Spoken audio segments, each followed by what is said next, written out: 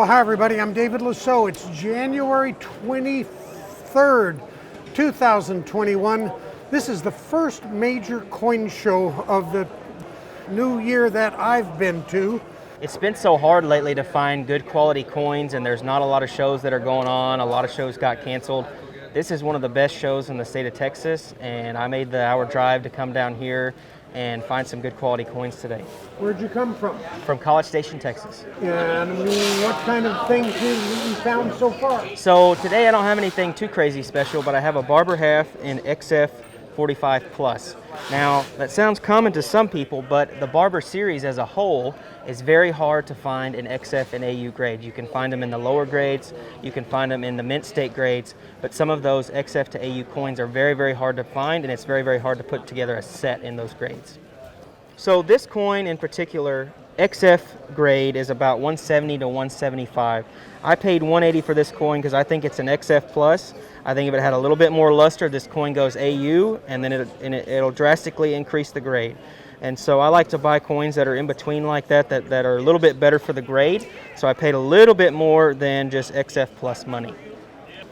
Can you buy coins from other dealers and still have it be to your advantage? You can definitely buy coins from dealers and still have it be to your advantage.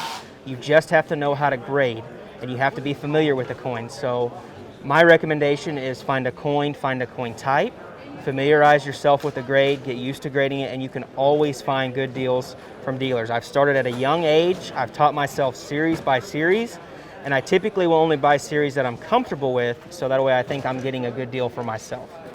And Lucas, you're putting on the auction here. How about you show us some of the highlights of this sale? Sure, absolutely. Here we have the 1785 African head. This is the Crosby plate coin, which, everything is about pedigree anymore.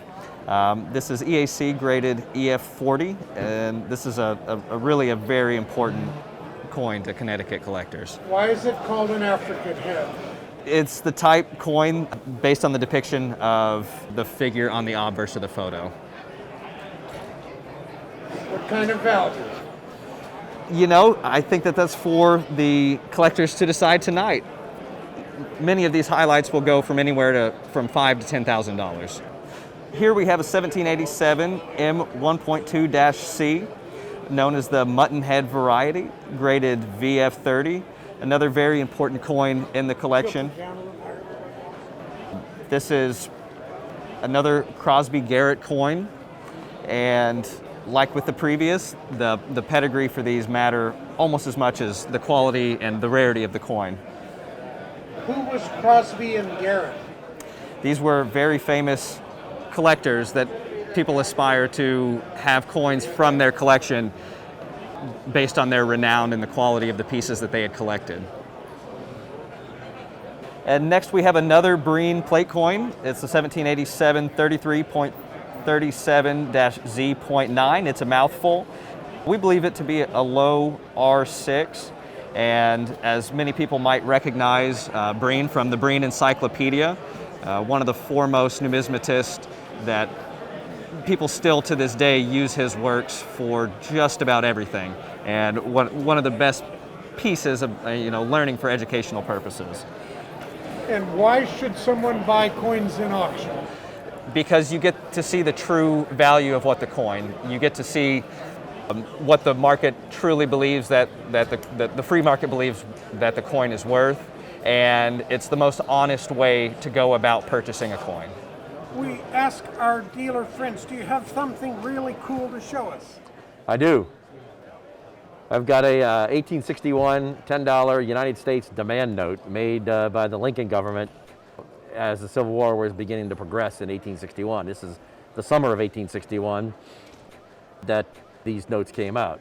So if you go back, the money up to the Civil War was coins, and it was banknotes. The federal government didn't issue paper money. The states were not allowed to issue paper money, but that's how the money system was. As the war progressed and then first Manassas, or first Bull Run, was lost by the Union, it became obvious the war was going to last a long time, so the federal government needed to start issuing its own money and bonds. And so these are the first greenbacks. Here's the back, it's green, that were issued. These These were not considered legal tender. But these were as good as gold in the following way. That you could pay your import and export duty tax, federal taxes with them. There was a federal income tax put in place that was ruled unconstitutional after the Civil War, that you could use this money to pay. And it was as good as gold, so it would exchange even up for gold and silver.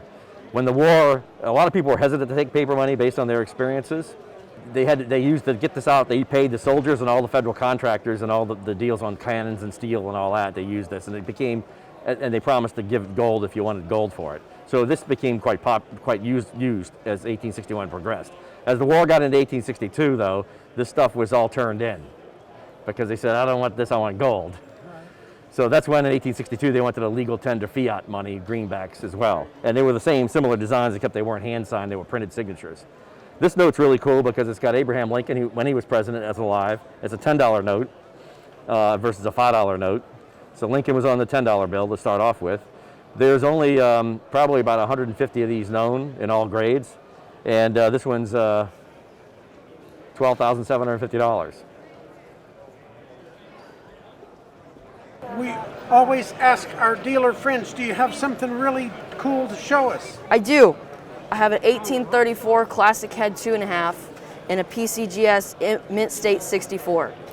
These coins do not come very pretty, but this one did. Somebody really had to care for this coin. They really had to take care of it, and it must have been a collector, somebody who appreciated this coin so greatly. You really don't find them that often, and definitely not in mint state. This is truly something special. And what kind of value? About $14,000. And how about we ask our friends, do you have a really cool coin to show us? I have an 1880 trade dollar. It's a proof 64 cameo. I really just like the proof fields on the trade dollar, so I like to buy these. It's a really nice coin, really nice design. What are you selling it for? $3,000. How did you know what to pay for it? I usually look at the auction records, and I have my gray sheet over there, and that's how I decide what to pay for it. You can always find good deals at a coin show. They've got all kinds of half-price boxes.